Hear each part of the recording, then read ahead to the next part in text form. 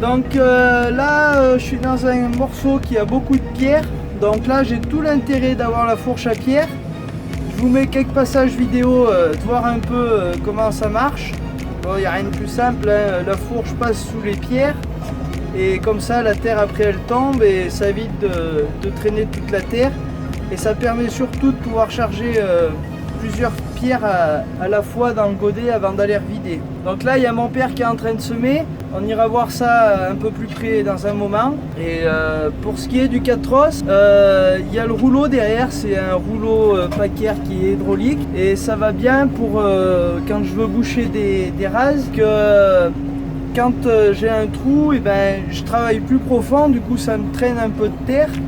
Et quand j'arrive au moment où je veux reboucher mon trou, je relève un peu le rouleau derrière. Donc ça permet d'avoir une souplesse dans le travail. Donc là derrière il y a le Puma 170 avec le combiné de la Kuma. Donc c'est un combiné tout cune avec herse rotative, une 3004 HR et le semoir c'est un Integra Combi Liner 303. Donc entraînement mécanique, hein. C'est pas un semoir pneumatique. Donc allez, on va voir ça de plus près et je vous reprends juste après.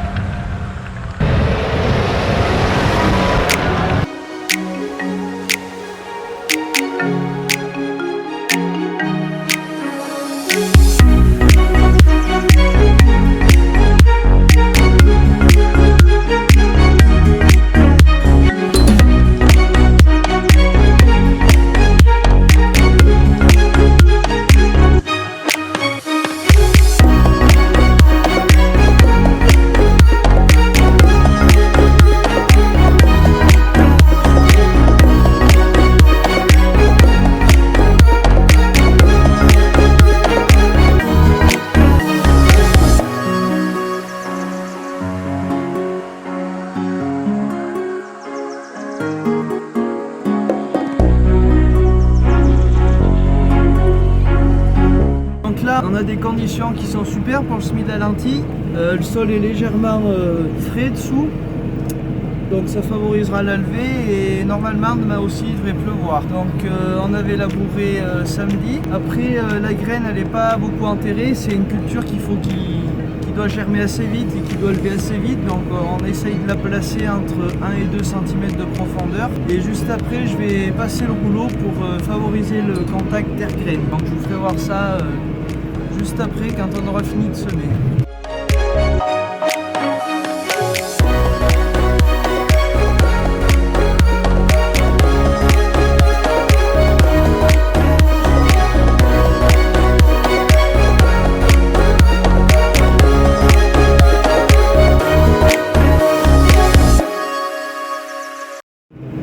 Donc la lentille on la sème à une densité de 100 kg/hectare. Il faut savoir aussi qu'on n'a pas le droit de faire des semences de ferme et chaque année il faut ressemer la lentille avec des nouvelles semences.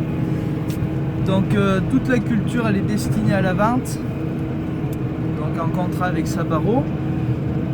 Et donc là on aura bientôt fini de semer et après je vous ferai voir le roulage de la lentille. Donc on roule les lentilles donc pour appuyer toutes les petites pierres qui dépassent, mais aussi pour favoriser le bon contact terre-graine pour la levée.